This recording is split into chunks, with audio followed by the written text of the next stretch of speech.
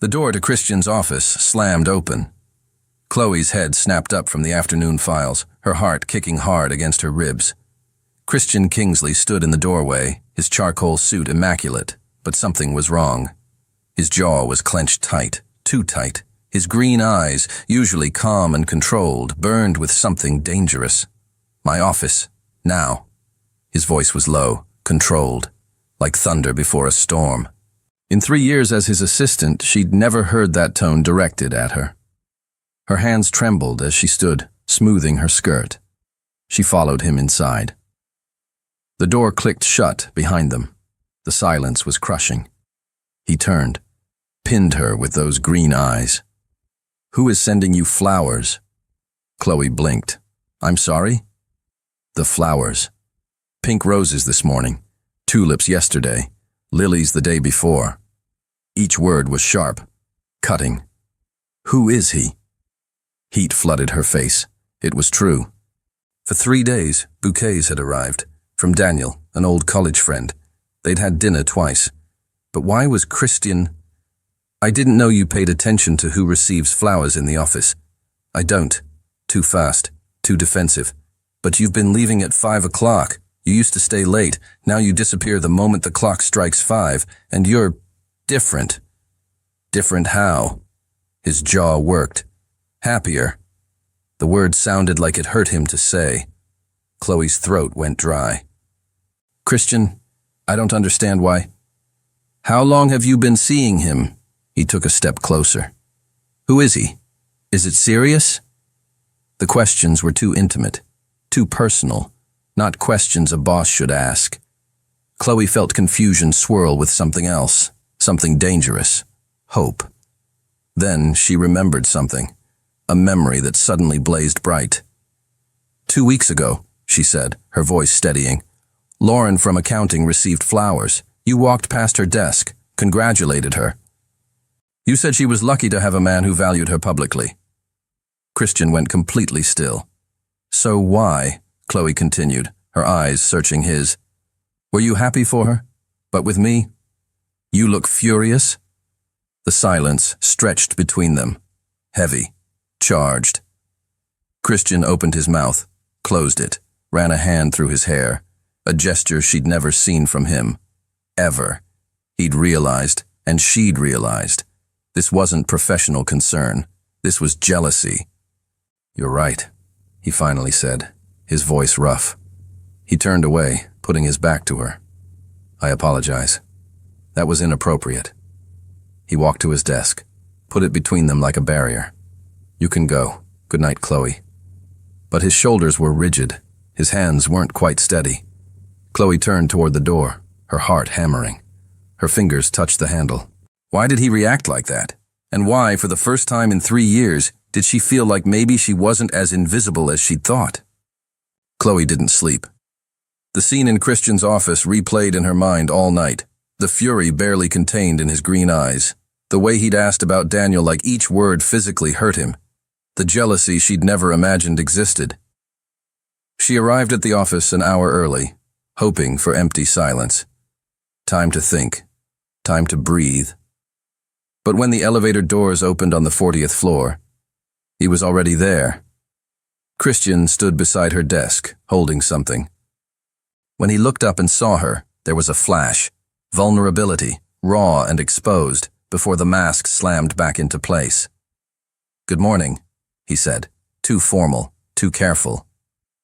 On her desk sat a coffee cup, not the generic office machine coffee, a cappuccino with cinnamon. Exactly how she liked it. From the cafe 3 blocks away, the place she'd mentioned once, months ago, in passing. He'd remembered. Chloe's hands trembled as she set down her bag. "Christian, you didn't have to..." "I was already there," he said quickly. A lie. She could hear it in his voice. She picked up the cup. The warmth seeped into her palms. She remembered another time 3 years ago when she'd stayed late finishing a report. She'd been exhausted, running on fumes.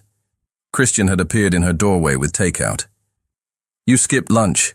Don't make it a habit." His voice had been harsh, but the gesture. 2 years ago, her father's surgery. She told no one at work, But somehow Christian found out. He'd personally rearranged her schedule, told her to work from home. When she returned, yellow gerbera daisies sat on her desk. "To brighten your day," the unsigned card read. She'd known it was him. 1 year ago. A meeting with an important client. The man had dismissed her, called her the little secretary. Christian, who never raised his voice, never showed emotion, had looked at the man with ice in his eyes. "Ms. Cooper is my personal assistant. Without her, this company wouldn't function. Apologize. Now." The billionaire investor had apologized. 3 years of small kindnesses, 3 years of protection she'd told herself meant nothing. "Why do you do this?" The question escaped before she could stop it. Christian looked up from his phone. "Do what?" "Care about me." The words hung between them, heavy, dangerous. For a moment he looked like he might answer honestly. His lips parted. His eyes softened. Then his phone rang. Saved by the bell. He answered immediately, his entire demeanor shifting. In seconds, he was CEO Kingsley again, cold, efficient, handling a stock crisis with surgical precision. Chloe watched the transformation, the mask sliding back into place with practiced perfection. But then he covered the phone, looked at her. His voice dropped to barely a whisper. "Because you deserve someone who cares." And then he was back on the call, barking orders about market positions and investor confidence, as if those words hadn't just shattered her entire understanding of the past 3 years. Chloe sank into her chair, the cappuccino warm in her shaking hands. Her phone buzzed. A text from Daniel. "Dinner tonight? I'm excited to see you again." She stared at the message, then looked through the glass wall of Christian's office. He was on the phone, pacing, all business. But for one devastating second, his eyes met hers. The intensity there made her breath catch. She looked back at Daniel's text, at the simple, uncomplicated offer of dinner with a nice man who made her laugh, who didn't confuse her, who didn't make her heart race and break at the same time. But when she looked back at Christian, the question burned through her mind like fire. Does he feel the same thing I've been feeling for 3 years? Or am I seeing something that isn't there? Christian Kingsley never lost control, never. It was the rule that defined him since he'd taken over the company at 25. Control was everything. Control was survival. But today, watching Chloe laugh into her phone, voice soft, cheek flushed pink, while clearly talking to him, Christian felt something wild and irrational clawing inside his chest. Jealousy. He hated the word, hated feeling it even more. But he couldn't stop hearing her laugh. Couldn't stop imagining the man on the other end making her smile like that. A smile Christian rarely earned, and that realization was unbearable. He tried to focus. Meetings, calls, reports. Nothing worked. Because Chloe was right there, just beyond the glass, and every time she smiled at her phone, it felt like a knife twisting deeper. At 4:45, she knocked on his door. "Christian, I'm leaving a bit early today. I have a commitment." Not a date, a commitment. But he knew what it was. With him, the words escaped before he could filter them. Chloe blinked, surprised. "That's not your business." Technically, she was right, but rationality had left the building. "You barely know him," Christian said, standing. "It's not wise to go out with someone you—" "I've known him for 6 years, Chloe interrupted, her voice steady now, firm. "We studied together. He's kind, polite, and he doesn't act like he owns me." The last word was a sharp blade. Owner. Was that how he looked? Possessive? Controlling? Chloe took a step forward. For the first time in 3 years, there was challenge in her brown eyes. "What's happening, Christian? Why do you suddenly care who I go out with? You never cared before." "I always cared."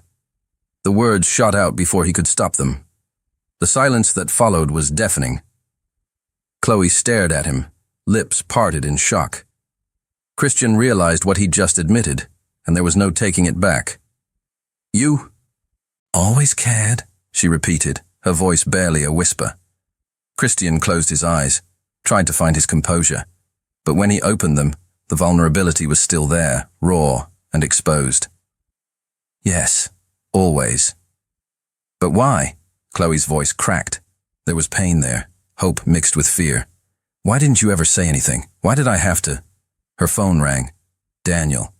The name flashed on the screen between them like a cruel reminder of reality. Chloe looked at the phone, then at Christian. He could see the war inside her, logic versus heart, safety versus risk. Then, with a trembling breath, she answered. Hi, Daniel. Yes, I'm leaving now. She walked out without looking back, leaving Christian alone with the truth that had just exploded between them. He didn't just care. He was completely, hopelessly in love with her. Monday morning, 8:30. Chloe walked into the office and froze. Christian was waiting, leaning against her desk, arms crossed. He looked impeccable as always, but there was something new in his green eyes. Determination.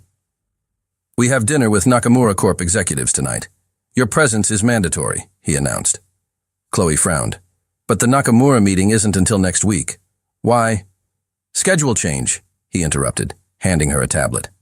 And Wednesday, dinner with the board of directors. Friday, charity event for the Kingsley Foundation. You're coming with me, to all of them. Chloe looked at the list. 3 events. All at night. All exactly when she'd normally be seeing Daniel. She looked up, incredulous. Christian, is this on purpose? It's work, he replied. But his eyes said something else entirely. The dinner with Nakamura Corp was at an exclusive Japanese restaurant. Chloe sat beside Christian, trying to focus on conversations about investments and Asian expansion, but her mind was split in two. Daniel had called 3 times. She hadn't answered. Christian was at the peak of his performance, charismatic, intelligent, commanding the table with natural ease. But every so often his hand brushed hers when reaching for a document. He filled her water glass before she even noticed it was empty. When one of the executives made an inappropriate joke, Christian immediately changed the subject, protecting her without fanfare. Small gestures, constant, impossible to ignore. At midnight, when they finally left the restaurant, Chloe was exhausted, but also confused. Why are you doing this? She asked in the elevator, alone for the first time all night. Doing what? Keeping me busy, preventing me from seeing Daniel. Christian stared at her. No more subterfuge in his eyes. Because I can't stand the idea of you with him. The confession was direct, brutal, honest. Chloe felt the air leave her lungs. Christian, I know, he interrupted, running a hand through his hair. I know it's wrong. I'm your boss. You work for me. I have no right to feel this way. But I can't. He stopped, jaw clenched tight. I can't stop. The elevator reached the ground floor. The doors opened. Neither of them moved. And what do you want me to do with that? Chloe's voice trembled. You're confusing me, Christian. You treat me like I'm special. But you never do anything. And now when I finally try to move on, you don't move on, he said, and his voice was pure desperation. Please, not with him. The elevator doors started to close. Christian held them open, but Chloe was already stepping out, heart breaking. Then give me a reason not to, she said over her shoulder. And she disappeared into the night, leaving him there, destroyed by his own cowardice. The next morning, Chloe arrived determined to keep professional distance, but Christian intercepted her the moment the elevator doors opened. You're coming with me to the annual investor retreat, he announced without preamble. This weekend, Mountain Resort, 3 days. Chloe stopped, stunned. The retreat? Christian, that event is only for you and major shareholders. I've never… You're going now, he said, firm. I need you there. There was something in his voice, not an order, almost a plea. The days leading up to the retreat were an uncomfortable dance. Christian was more present than ever, reviewing presentations with her, making sure she had appropriate clothing. It gets cold in the mountains, asking if she needed anything. Daniel kept calling. Chloe finally answered one of the calls. The conversation was difficult. You're avoiding me, Daniel said, hurt in his voice. What happened? I thought we were doing well. I'm confused, Chloe admitted. About a lot of things. It's because of him, isn't it? Your boss. Chloe didn't answer. The silence was answer enough. Chloe, Daniel said, gentle but firm. Be honest with me, and be honest with yourself. Are you with me, or are you waiting for a man who might never have the courage to choose you? The call ended. Chloe stared at her phone, the question echoing in her mind. Friday came. In the private helicopter heading to the mountains, Christian finally broke the silence. I know I have no right to ask this, he began, looking out the window. But I need you to know. These 3 years with you have been the best of my life. Before you, I was just existing, building empires, but living in an empty fortress. He turned to face her. You brought light to a place where I thought there would never be any, and I was too much of a coward to admit it until it was too late. Chloe felt tears burning. Why are you telling me this now? Because after this weekend, he said, voice rough, I'm going to let you go, if that's what you want. But first, I needed you to know. The helicopter landed. Below, the luxury resort glowed against the mountain sunset. Beautiful, romantic, perfect. And Chloe realized with a shiver, the next 3 days would change everything. Welcome, Christian said, offering his hand to help her down. She hesitated for a second, then accepted. His hand wrapped around hers, warm and firm, and neither of them let go. The first night of the retreat was a formal dinner. Chloe descended the resort staircase in the navy blue dress Christian had insisted on buying. It's part of the dress code, he'd said. But the way he looked at her now said something entirely different. He stood waiting in the lobby. When he saw her, he stopped completely. His green eyes traveled over every inch of her with an intensity that made her cheeks flush hot. You're stunning, he said. There was nothing professional in the way he looked at her. At dinner, they were introduced to major investors, powerful men and women who spoke of billions the way others spoke of dollars. Chloe should have felt intimidated, but Christian never left her side. He made a point of including her in every conversation. This is Chloe Cooper, he told a Japanese investor, the smartest person in this room. After dinner, there was a cocktail reception on the terrace overlooking the mountains. Chloe stood admiring the stars when a voice startled her. So, you're Kingsley's famous assistant. She turned. Marcus Hale, a British investor known for his predatory charm. He stood too close, his smile too confident. I must say, Marcus continued, his eyes traveling over her without disguise, when I heard he was bringing his assistant, I expected one of those serious ladies with glasses. But you're a pleasant surprise. Chloe stepped back. Mr. Hale, Marcus, please, he insisted, stepping forward. Tell me, darling, are you just an assistant, or are there other arrangements? The insinuation was clear and repulsive. Before Chloe could respond, a hand settled on her waist. Christian appeared beside her, and the temperature around them plummeted. Mr. Hale, Christian said, his voice soft but dangerous. Watch your tongue. You're speaking to someone under my protection. Marcus laughed, but there was nervousness in the sound. Ah, so that's how it is. Kingsley, I didn't know you'd claimed... Careful, Christian interrupted. Now there was nothing soft in his voice, pure threat. Finish that sentence, and you'll discover how quickly I can pull $200 million in investment. The silence that followed was tense. Marcus, realizing he'd crossed a line, retreated. Sorry, no offense meant. Good night. And disappeared. Chloe was trembling, not from fear, but something more complex. Christian still stood beside her, his hand on her waist, protective and possessive. Are you okay? He asked, voice low. Yes, Christian, thank you, but you didn't have to. I did, he interrupted, turning her to face him. I always do when it comes to you. The music changed to something slow, romantic, Couples began dancing on the terrace. Christian looked at Chloe, then at the dance floor, then back to her. "Dance with me," he said. Not a question. "Christian!"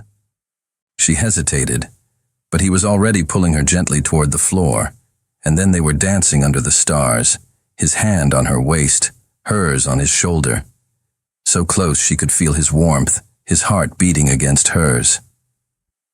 "I can't pretend anymore," Christian whispered, his mouth near her ear. "Not when I'm this close to you." Chloe closed her eyes, the world spinning. Pretend what? That you're not the only thing that matters. When she opened her eyes, she found his, green, intense, vulnerable in a way she'd never seen. This wasn't her boss anymore. This was a man completely in love. The music ended, but they didn't move. Christian and Chloe stood frozen in the middle of the terrace, faces inches apart, breaths tangled together. The rest of the world had disappeared. "Chloe," he murmured, and there was a question in the way he said her name. She should step back, should remember he was her boss, that this was impossible, that Daniel existed. But none of it mattered, because the way he was looking at her, like she was the only person in the universe, was everything she'd ever wanted. "Christian," she whispered back. A surrender. He leaned in. She leaned in. And then, a camera flash blinded them. They separated instantly, the moment shattered. An event photographer, capturing spontaneous investor moments. The man apologized and hurried away. But the damage was done. Reality had invaded their bubble. Christian ran a hand through his hair, frustration written across his face. I'm sorry. That was inappropriate. I'm your boss, and you're—" "Don't say I'm with Daniel," Chloe interrupted, voice trembling. "Not when you almost kissed me." "Aren't you?" His eyes searched hers. Chloe took a deep breath. Honesty. She owed them both that. "I was trying to forget you, because you never gave any indication that—" Her voice broke. "Christian, you confuse me.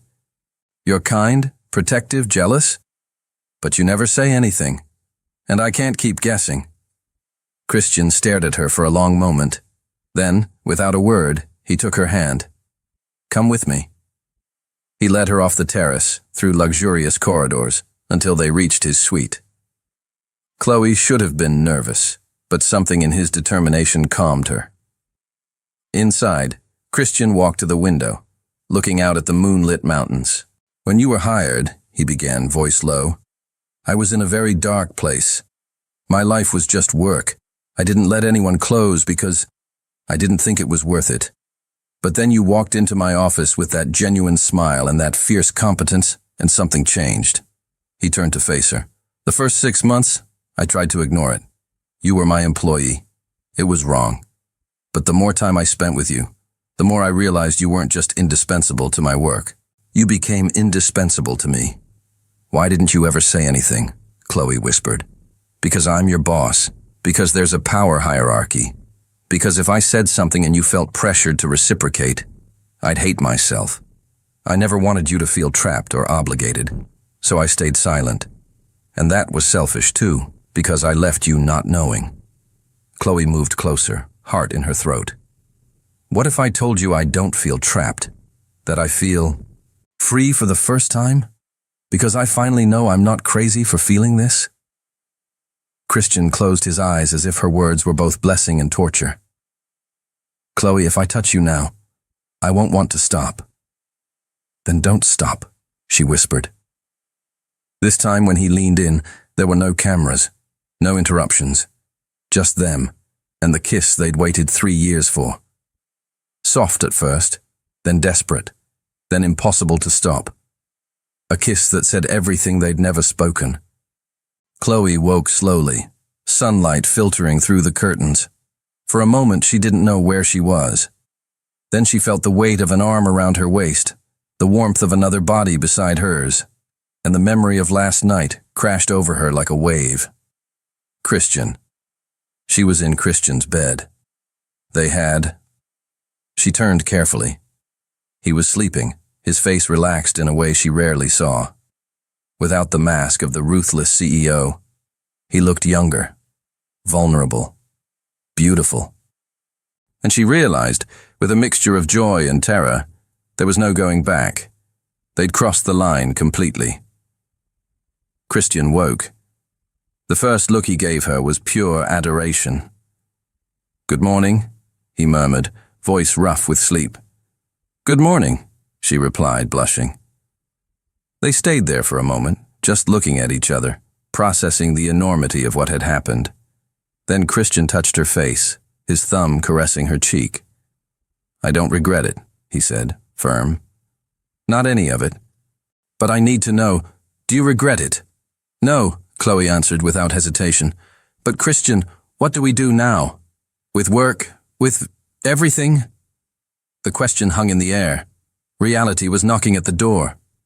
Before Christian could answer, his phone rang. An urgent call. One of the major investors needed him for an emergency meeting in 30 minutes. Chloe returned to her own suite to get ready. In the hallway, she encountered Marcus Hale, the troublesome investor from last night. He saw her coming from Christian's wing and raised an eyebrow. "Well, well," he said, smile insinuating. "Looks like Kingsley's legendary self-control finally failed." Chloe's blood went cold. "Mr. Hale, don't worry, darling," he said, walking past her. "Your little secret is safe with me. For now." The threat was clear, and Chloe realized if their relationship became public like this, it would be a scandal. Christian would be seen as a boss who took advantage of an employee. She'd be seen as an opportunist. Everything Christian had worked for could be tarnished. At the meeting, Chloe sat behind Christian, trying to maintain professional composure. But Marcus kept casting insinuating glances at her, and she saw Christian notice. His jaw tightened, but he couldn't do anything without drawing more attention. When the meeting ended, Christian pulled her to a corner. "What did he say to you?" Chloe hesitated. She could lie, protect him from worry. Or be honest and face this together. "He knows," she said simply, "about last night." Christian's face hardened. "Let me handle this." "No," Chloe said, firm. "That will only make it worse. Christian, maybe we should step back, before this becomes a bigger problem." "Step back?" he repeated, incredulous. "Chloe, I told you I don't regret this, and I won't let a man like Marcus Hale dictate." "It's not about him," she interrupted, voice breaking. "It's about you, your reputation, your company. I won't be the reason you—" "You're not a reason. You are the reason," he said, holding her face, "for everything that matters." The last day of the retreat was thick with tension. Chloe and Christian kept their distance in public, but the pull between them was impossible to hide. Every glance was loaded, every accidental touch, electric. During the final lunch, Marcus Hale made his move. He was presenting a risky investment, and subtly but clearly, he made insinuating comments about conflicts of interest and decisions based on other influences. Christian remained outwardly calm, but Chloe saw the cold fury in his eyes. Then, to everyone's surprise, Christian stood. "Ladies and gentlemen," Christian began, his voice firm and clear.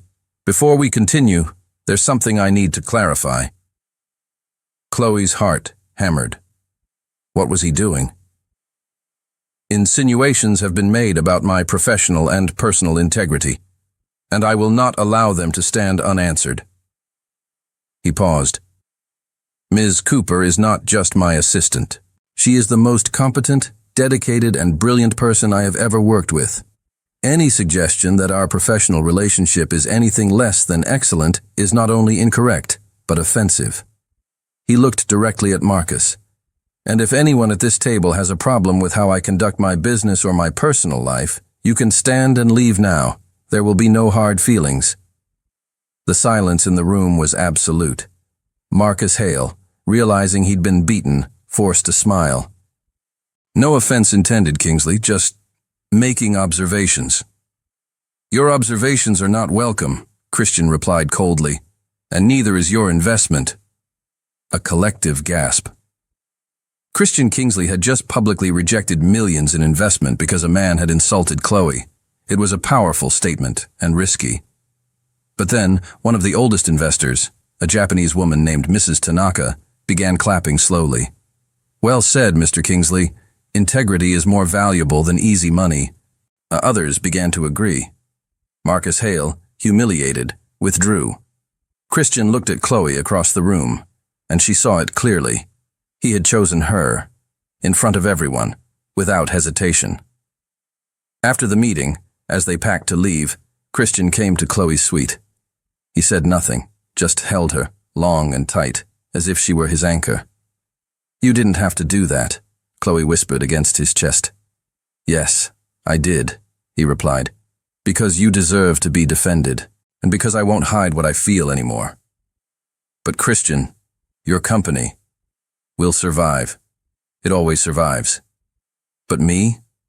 I don't survive without you." He pulled back to look into her eyes. "So tell me, what do you want? Because I'll respect your decision, whatever it is." Chloe closed her eyes, the weight of the choice crushing. Her mind was at war, logic against heart, fear against hope. "I need time," she finally said, "to think, to make sure we're doing this for the right reasons." Christian nodded, though the pain was visible. "How much time do you need?" "I don't know," she admitted, tears threatening. "But I promise I'll give you an answer, a real answer." Monday morning. Chloe stood in front of the Kingsley Industries building, staring up at 50 floors of glass and steel. She hadn't slept properly since they'd returned from the retreat. Her mind had been a whirlwind of questions. What if it goes wrong? What if I'm seen as an opportunist? What if this ruins his career? What if I'm not enough? But there was one question that rose above all the others.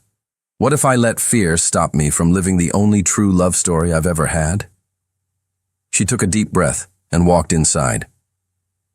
At the office, Christian was in his office, visibly tense. When he saw her, there was hope and fear in his eyes.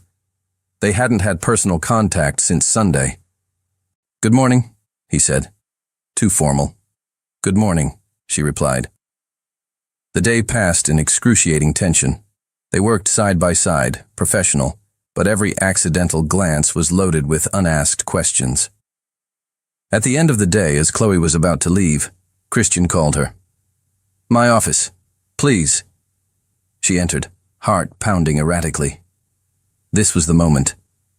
But before either could speak, there was a knock on the door. Jennifer from Human Resources. And she wasn't alone. 2 corporate lawyers stood with her.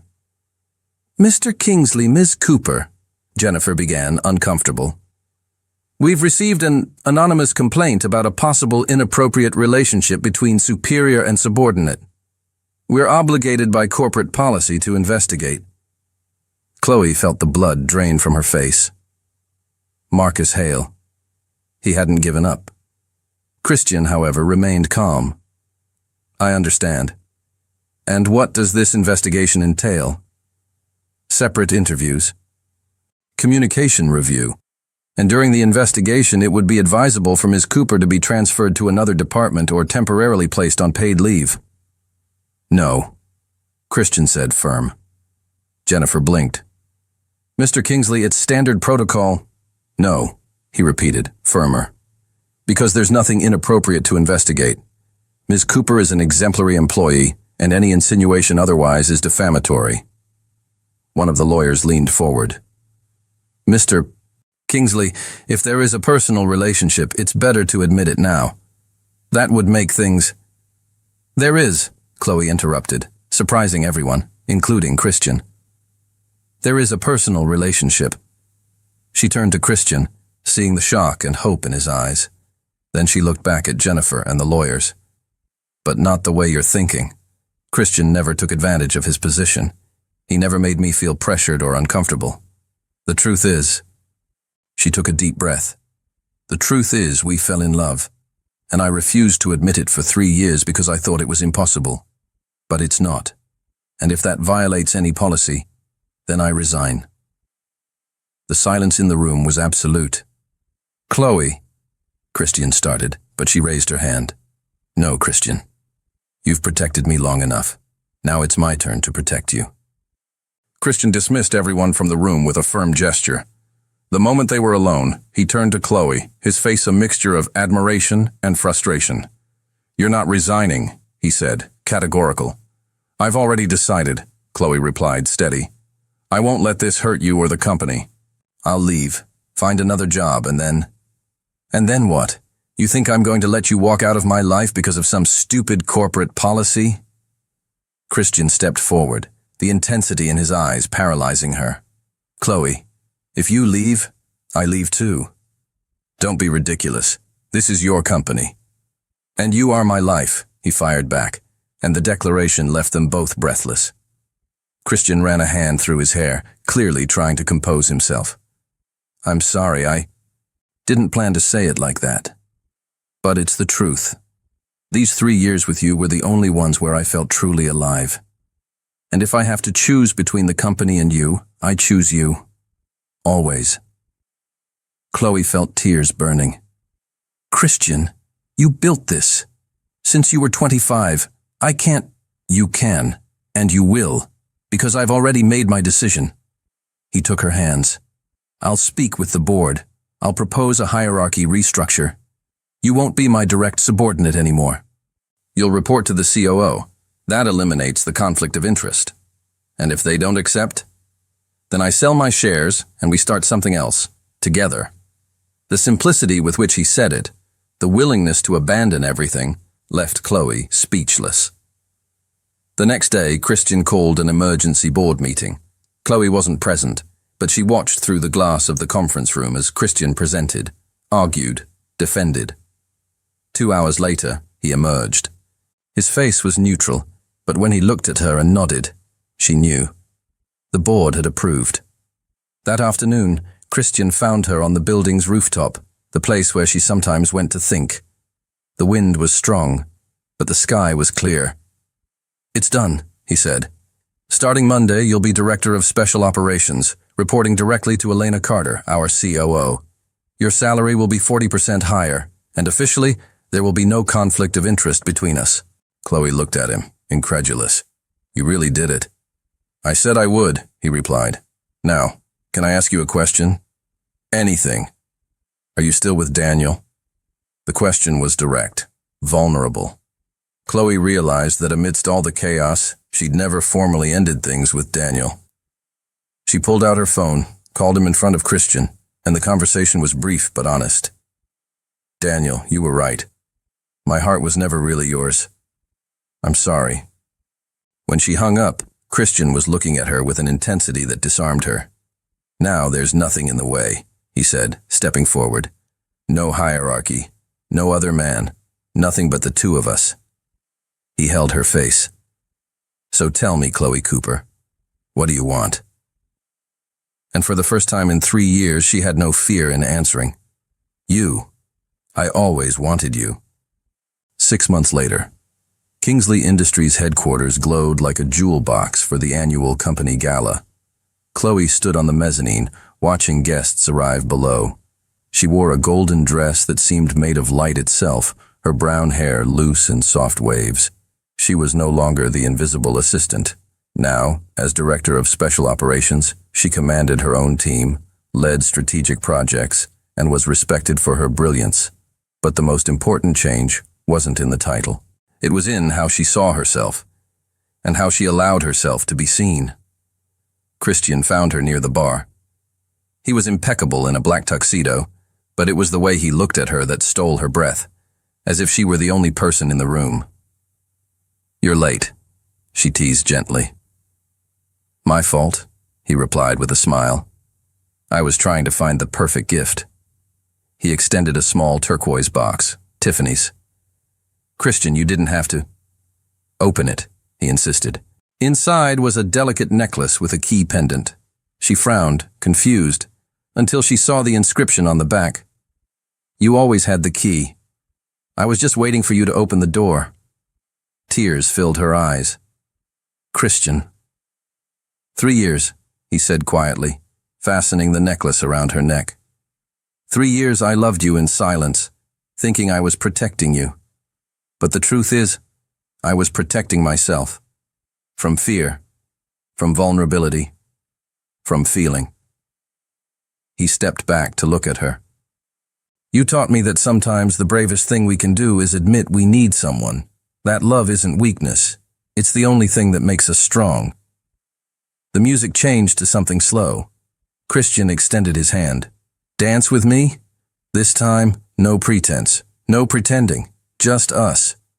Chloe took his hand, and they moved to the floor. As they danced, she noticed the looks, not of judgment, but admiration. Their story was known.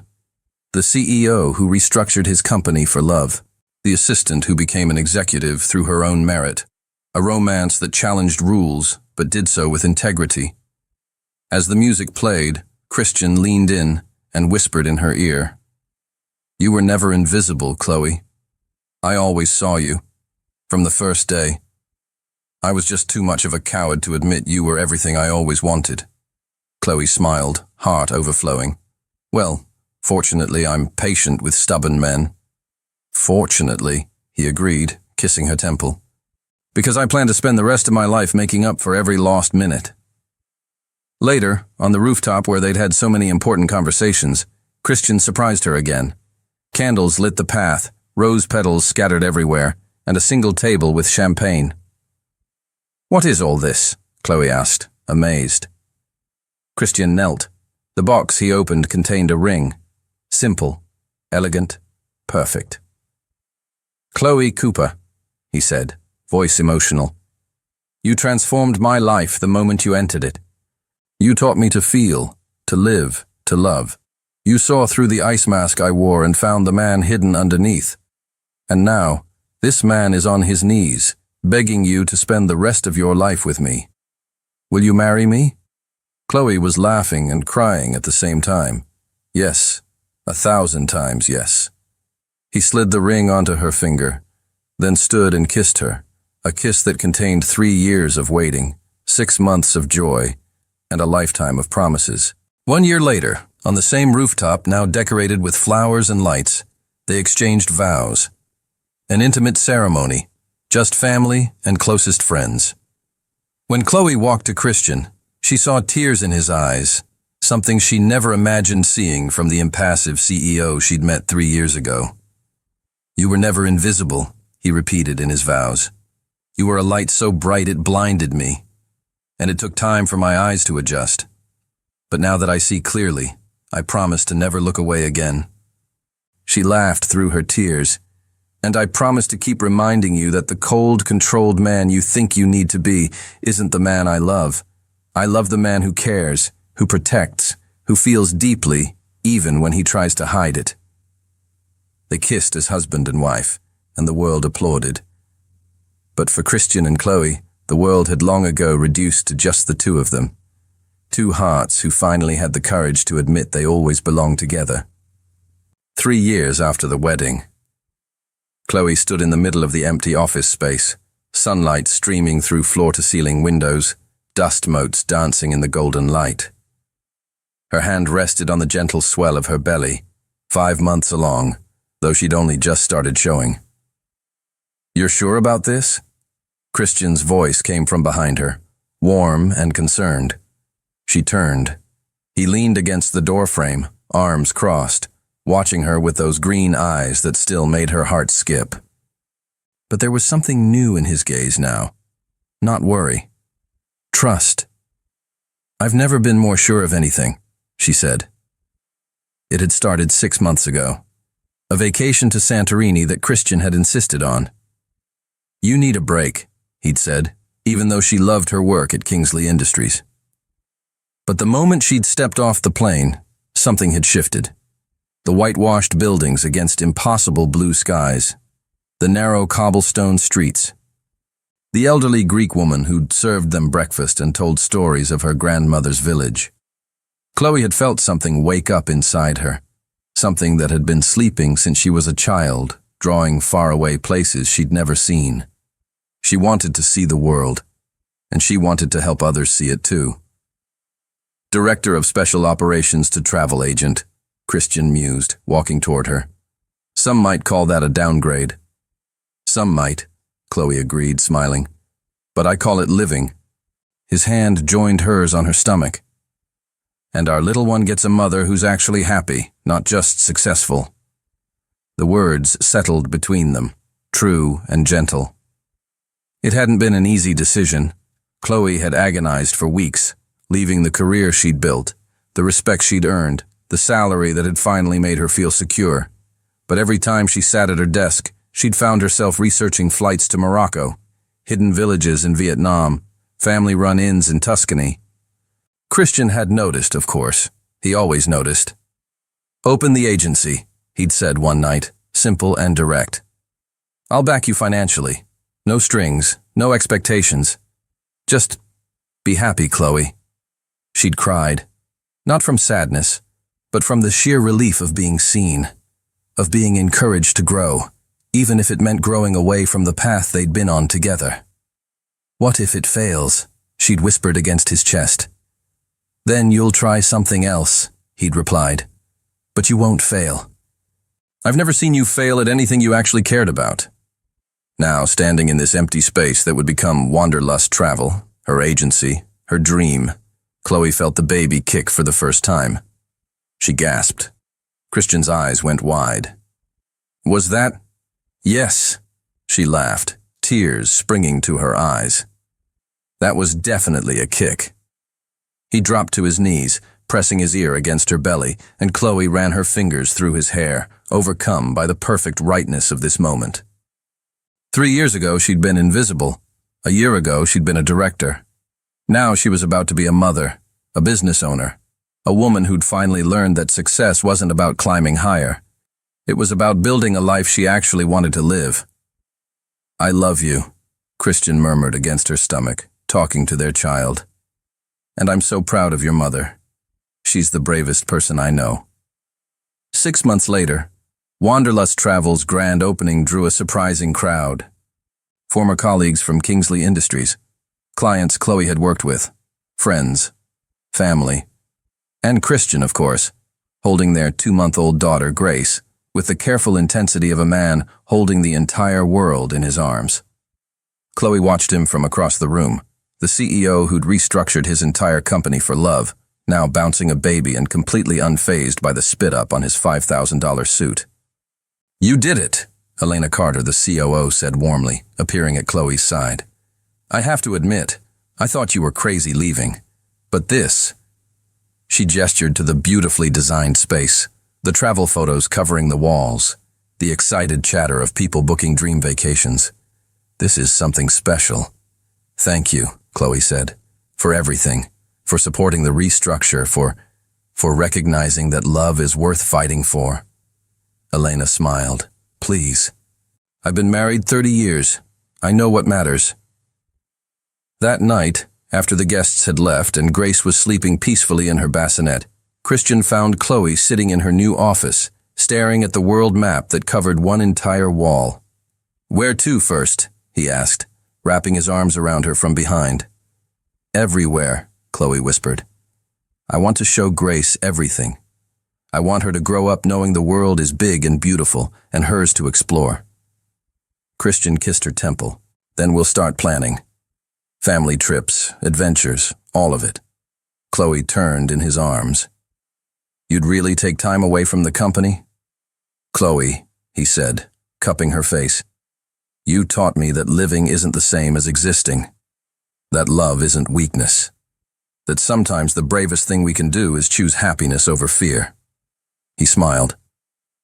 "If a woman who was invisible can become the most visible force in my life, then a workaholic CEO can learn to take vacations." She laughed, kissing him deeply. And in that moment, surrounded by maps and dreams, with their daughter sleeping nearby and an entire world waiting to be explored, Chloe Cooper Kingsley realized something profound. She'd spent 3 years being invisible, because she thought that's what safety looked like. But real safety wasn't in hiding. It was in being seen, being loved, and having the courage to build the life you actually wanted. Not the life you thought you deserved, not the life others expected, but the life that made you wake up every morning grateful to be alive. And that was everything.